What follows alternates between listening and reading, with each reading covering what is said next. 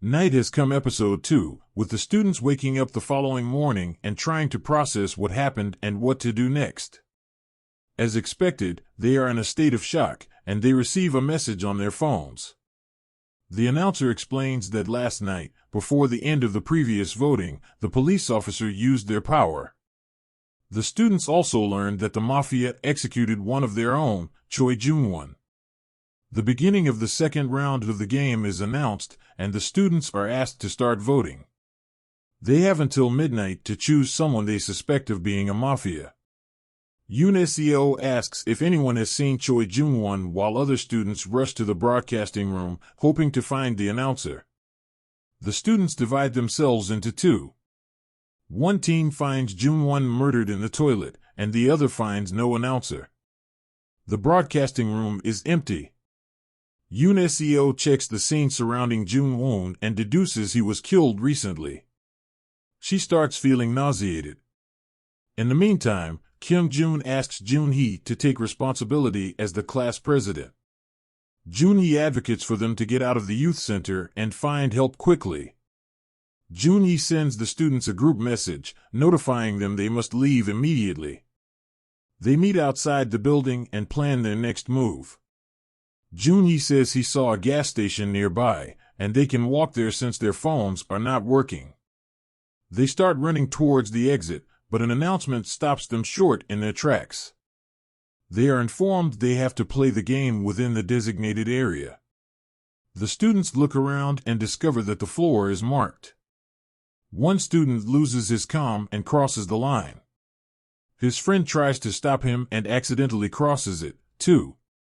They are immediately executed, and they commit suicide by banging their heads against each other and a rock. The other students watch in horror as the reality of the situation hits them again. The announcer informs the students that their dead friends were civilians, meaning the game is still on. After witnessing the brutal death of their classmates, the students return inside and discuss what to do next. Jun-hee says they have to wait. A few students disagree, but they won't dare leave. One girl asks the others to figure out what to do with the dead bodies. Another asks when the teacher will return, but no one knows. Yoon Seo gets up and runs to the rooftop to look for a signal. Yoon-won and Jun-hee follow her. Kyung-joon uses this opportunity to steal the keys on the table, allowing access to multiple rooms in the building. At the rooftop, Yoon Seo discovers that the white line defines the designated area where the game should be played. From the elevated view, they can see the line extends away from the building, leading to a forest. However, there are many lines, and they must determine which one is real. The three go back and inform the other students about their findings. Using a map, they decide to follow the white line and see if they can get to a nearby village and ask for help. Initially, the students are scared, but Jun-hee says it will be okay if they don't cross the line. They tested it themselves and know they must walk to the end between the lines. They followed the line until they found a trail. The students decide that some people should check where the trail leads. Jun-hee volunteers, and Yoon-hee is asked to stay behind since she is not well. She nearly drowned in the pool the previous day. They argue she will slow Jun-hee down. After much consultation, So-mi, Dae-hee, Hyun-ho, and another student volunteered to go. Dae-hee only agreed to go after Hyun-ho volunteered. As they say goodbye to the volunteers, Yoon Seo hears someone calling her, but there is no one. On the way up the trail, Na-hee gets hurt but decides to keep going up with the others. This is mainly because So-mi nudged her to say she is okay. In the meantime, Kyung-joon and his crew discover the snack bar and decide to keep it for themselves. Yoon Seo asks a few students to help her place the dead bodies in the freezers. However, she takes photos of the scene and questions why the mafia killed Jung-won if he was on their team. Based on the scene, she finds it odd that someone hit Jung-won with a fire extinguisher from the front. Jung-won only had wounds on his forehead. It was strange he didn't dodge an attack when he saw it coming. Otherwise, it means Jung-won rammed his head intentionally against the fire extinguisher. While placing the bodies in the freezer, the students realize that it is not as cold as it should be and try to lower the temperature. They also wonder how their phones still have power when they never charged them. Nonetheless, they leave the freezer. On the way out, Yunseo hears a strange noise and tries to investigate. She follows the voice to a basement, and it looks like a ghost is right behind her. She hears a door opening and walks towards it. She finds more room and what looks like an office. She tried to use the landline, but it was off. However, after she leaves the room, the computers automatically turn on and reveal CCTV footage across the different rooms in the building.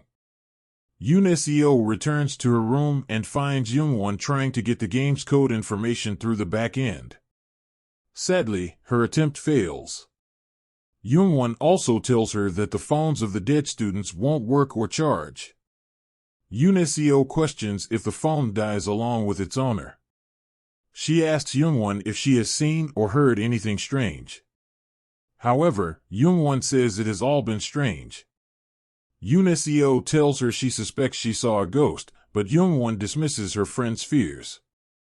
At the same time, the volunteers come to the end of the line and notice something odd. The people they spotted from afar are not moving, even the seagulls.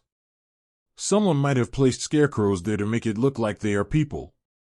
Somi and Donghyun think they can no longer see the end of the line, so they move closer to investigate. Unfortunately, Donghyun slips and ends up violating the rule. By the looks of it, Somi pushed him instead of helping him when he slipped. He is immediately executed, and he kills himself just like the rest of the students. The episode review. Things are getting serious, and there is no end in sight. The students could not find a way out and have no idea how the game truly works. Why did the Mafia kill their own? What happens when night comes? Do the Mafia wake up and choose who to kill? If so, this means that the Mafias know each other and are working together. I suspect Somi is one of the Mafias. She barely tried to help Donghyun. If anything, she pushed him away. Was this premeditated or an innocent flight or fight moment when Donghyun clutched her? It is also suspicious how Yunseo is the only one discovering all these places and seeing ghosts.